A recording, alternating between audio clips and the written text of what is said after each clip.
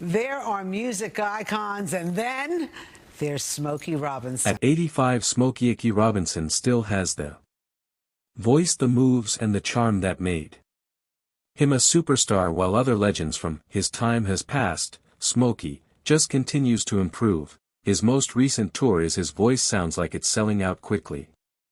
Just as it was in the 1960s, and women continue to be enamored with him, yet that timeless face conceals a crazy tale from crack that most people were unaware of. Addiction to having covert relationships with Diana the Motown Miracle, Ross, is more than merely Smokey, he's blowing everybody away. February 19, 1940, was Robinson's birthdate.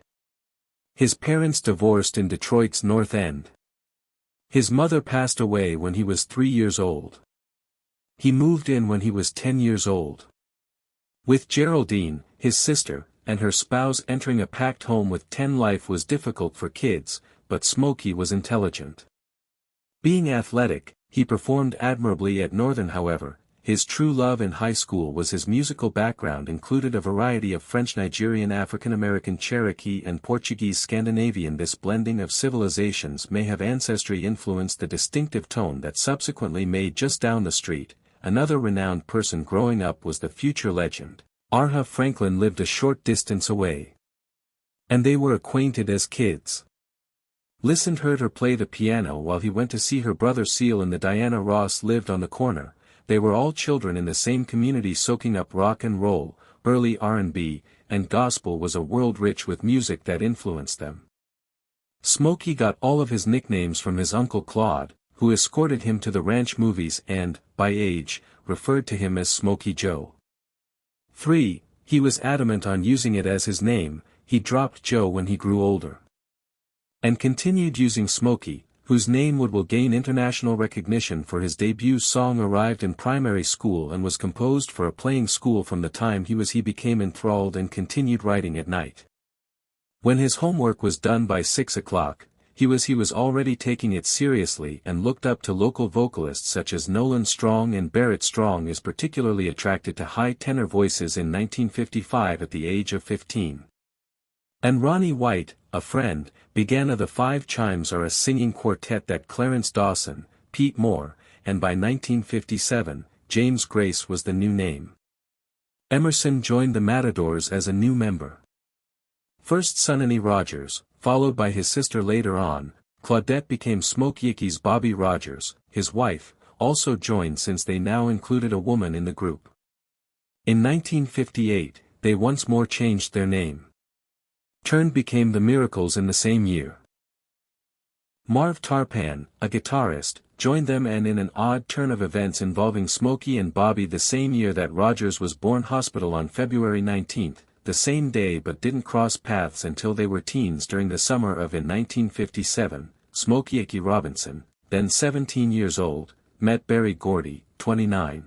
For the first, Smokey had recently failed and his group's audition was subsequently dubbed the Matadors. Following Gordy's rejection, approached and inquired about the music he wrote, Smokey, and took out a notepad with more than 100 unique. Gordy was stunned to see honest lyrics.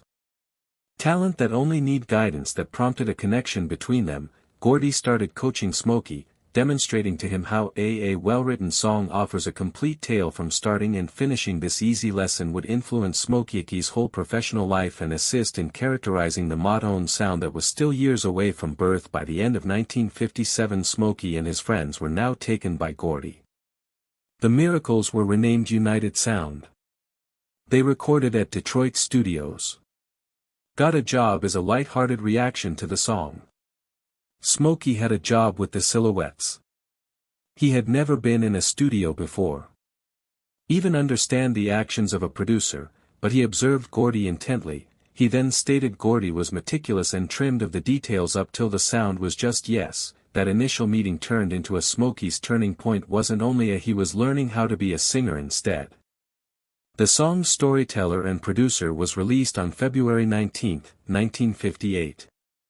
On Smokey's 18th birthday, it rose to prominence. 10 hits in Detroit and received a lot of play on the radio, but after the royalty check arrived, it was only for $3.19. Made something at that very time. It was painfully obvious that success didn't imply fairness. Despite having a successful record, they were little compensated. This was the reality for a large number of black musicians, and the most people in the 1950s were unaware of their work.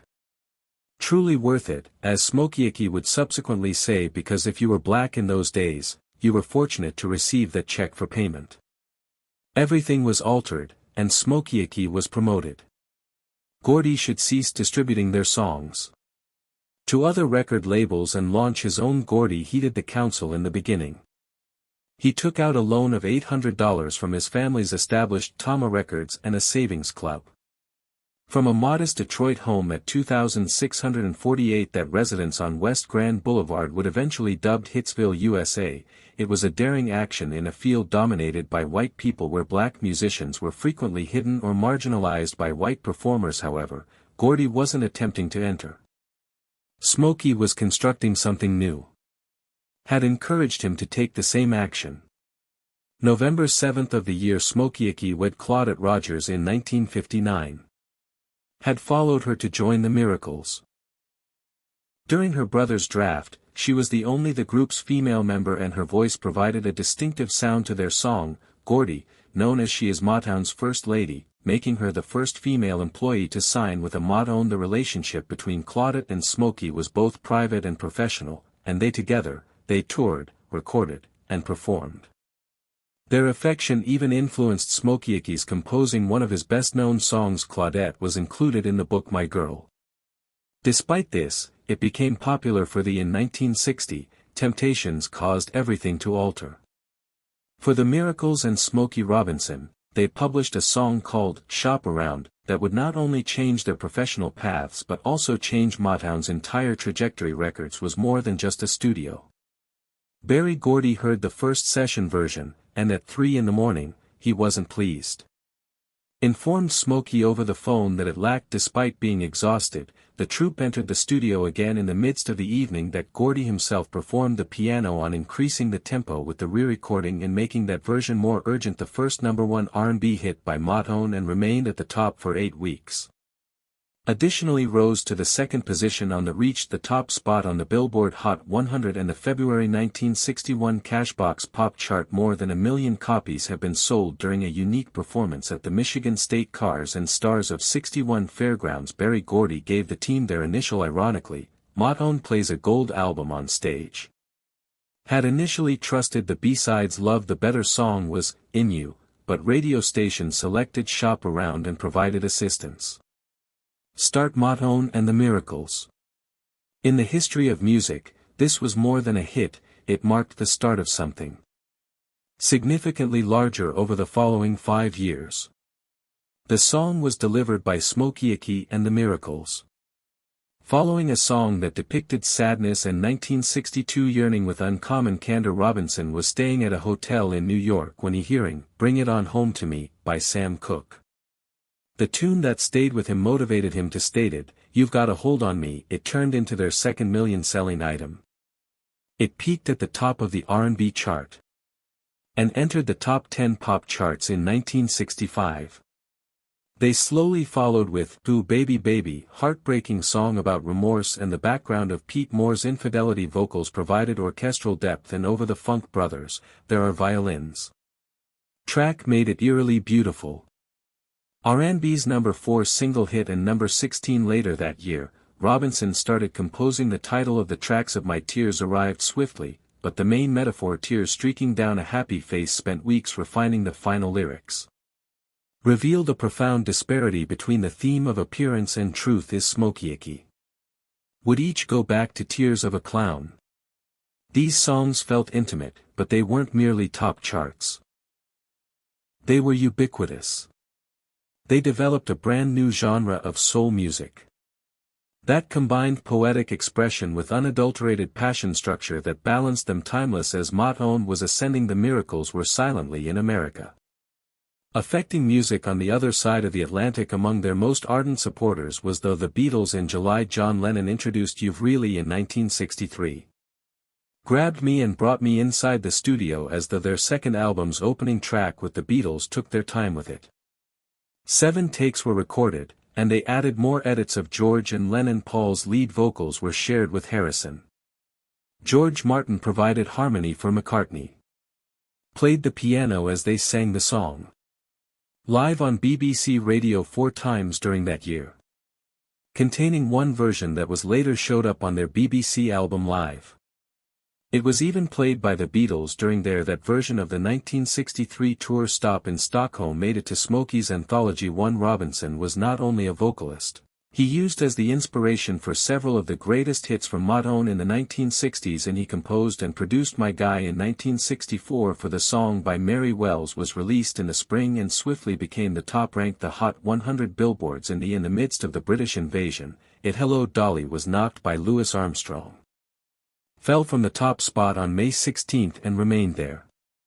Till the Beatles' Love Me Do assumed control after 2 weeks, and My Guy had a clean structure and a fun sound that went above musical conventions, and it became the first worldwide hit for Motown. The success of the timing was bittersweet. The song coincided with the 21st birthday of Mary Wells' birthday, which made a contract active provision that permitted her to depart from Motown. Her departure ultimately caused her pain, rather than assisting it, although the song itself made an impression on Motown's initial sales. Lucy Gordy Wakefield, the chief, once stated that Mary Wells was their most popular performer in 1964, and all of the adults knew My Guy between 30 and 50, which together provided Motown with its first authentic taste of international achievement, and Smokey Robinson was the one who Robinson made it happen later that year. The Way You Do the Things You Do was written by For My Girl, but it was for the Temptations. That genuinely altered their entire situation. Smokey had witnessed a performance by David Ruffin in a motor town, beneath a boardwalk review tour, and took Ruffin's voice seriously. Had a unique idea, therefore he penned My Girl. Considering Ruffin, it was designed to fit his gritty yet catchy tone, though the group recorded it late. 1964, and it came out in December of early on the 21st. It was their first number one in 1965. Unmarried in the U.S., the opening James Jamerson's bass line was immediately Smokey, who was identifiable. One said that he could anywhere in the world sing the song, and as soon as they heard it, everybody would cheer.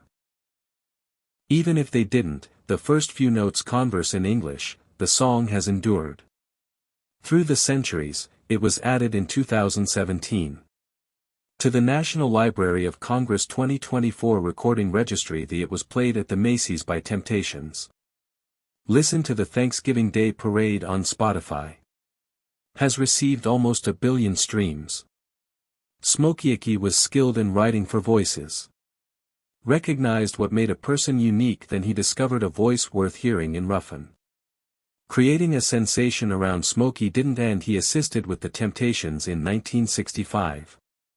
Marvin Gaye discovers his signature sound by creating 2 successful songs. I'll Be Dogged. The songs, On, and Ain't That Peculiar, sold more than 1 million copies and became into an of Gaye's most notable records. Prior to his later in the decade, fashion evolved. The song, Be Dog On, was first composed for the They Passed It On as Gaye despite the Temptations. Instead, he recorded it, and it became his R&B chart's first number 1 hit, remaining there for 2 weeks and arriving at later that year, number 8 on the Hot 100. That was the same year as Ain't That Peculiar. Moreover, success topped the R&B chart and reaching the 8th position on the pop chart. These tracks included contributions from The Miracles, Smokey's own band. Marv Tarpan played background and lead guitar. Voices were provided by The Miracles and the feminine studio of Andante's Motown backup band. These songs characterized Gaye's early noise and remained his most well-known solo hits up until I Heard in 1968. It through the Smokey grapevine Gaye was able to develop through writing, and these early documents contributed to his reputation as one of the most significant voices in Motown. In 1966, Smokey shifted his attention to the Marvel, a team that had lagged, and he wrote, Don't Mess with the Motown lineup, with Bill, which reintroduced them to the single's success in the spotlight, ranking 3rd on the Hot 100 and 7th on their best hit on the R&B chart in 4 years, even though Smokey stated that the song's Bill wasn't about, despite the fact that his true name was William, simply enjoyed how it fit the rhythm, he followed it up with in 1967. The Game Captures the Hunter. Executives at Motown were unwilling to release it initially, they believed it seemed too jazzy to be a pop group, but Smokey worked hard to get the music to rank 2nd and 13th on the Hot 100 in March 1967. Robinson appeared on the R&B chart. Was particularly attracted to the lead vocalist. Wanda Young's tone pleased him. Voice referring to it as rather rustic. His work with the Marvels and his seductive voice demonstrated his ability to write from a woman's viewpoint while preserving the musical intricacy and emotional depth that made his songs iconic for the decade. More on Smokey's impact extended past Motown. In the rolling he was dubbed the reigning genius of Top 40. His prose was straightforward and deep with seemingly easy lines yet was heavy. Bob Dylan once referred as he is the best living poet in America. Title that took some by surprise but made ideal logic for individuals who had studied. Smokey had already composed his lyrics. By then, he had thousands of songs, and his style was unparalleled in the way he integrated structure. And experiencing something that no one else could. One of his most often cited quotes originated from, "The manner in which you carry out your actions has had such a radiant smile that you knew you could. I've been holding you like a candle, so tight, you are aware that you might have been a Smokey." Robinson made a handle in 1973. Significant shift following decades in Detroit, he departed from his homeland and relocated to. He had moved to California to start over. 3 years away from live performance but felt prepared to go back in June. That year, on the 19th, he published his first Smokey, a solo album, remained on the 19-week Billboard charts. That peaked. That debut also carried at number 70. Some of Robinson's personal history persuaded guitarist Marv Tarpan for to join him out on the West Tarplan. Miracles had been dissatisfied with the team and their recent partnership gave depth to the record's LP. Provided Robinson with his Baby Come Close, the first solo hit, came out.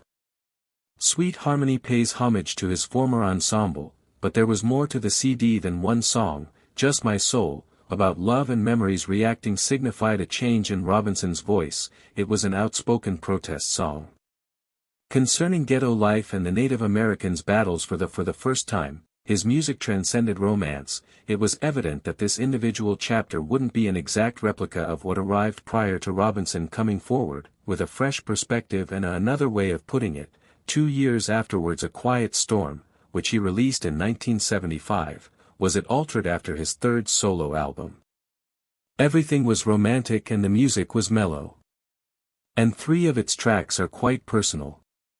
Got Popular, Sweetie, Bakacha reached on Billboard's disco chart, number 7 and placed among the top 10 R&B songs, although the greatest legacy of the record wasn't the chart achievement. It influenced a whole genre. That in the same year, radio executive Kathy Hughes at the station at Howard University, a new late-night format was developed by Were, and in honor of Robinson's album. The Quiet Storm style swiftly expanded to other stations that combined jazz and soul with a soothing tone that turned into a nightly tradition for listeners nationwide. The voice of Robinson turned into the sound of for decades, late-night radio. In 1999, A Quiet Storm magazine is one of the best Motown albums ever released. Represented a change in R&B that connected the 1960s soulfulness combined with the sophisticated sound of contemporary love songs by musicians such as Suddy and Anita Baker. Luther Vandross would then expand upon what Robinson began here with this record. He wasn't merely creating music,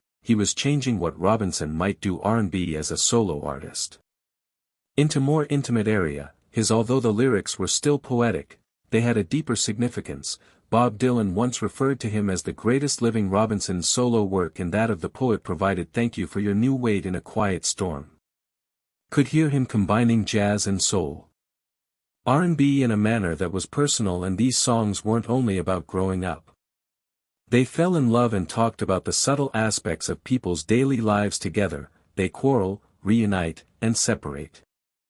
On Pure Smokey, which came out in 1974, he continued to write songs in this way, which sounded more like admissions than displays. His previous work with the Miracles were powerful before, but now the music space was greater. The vocals got more expressive and gentler. His tales became more truthful, yet he still wrote about love, but with a more critical perspective.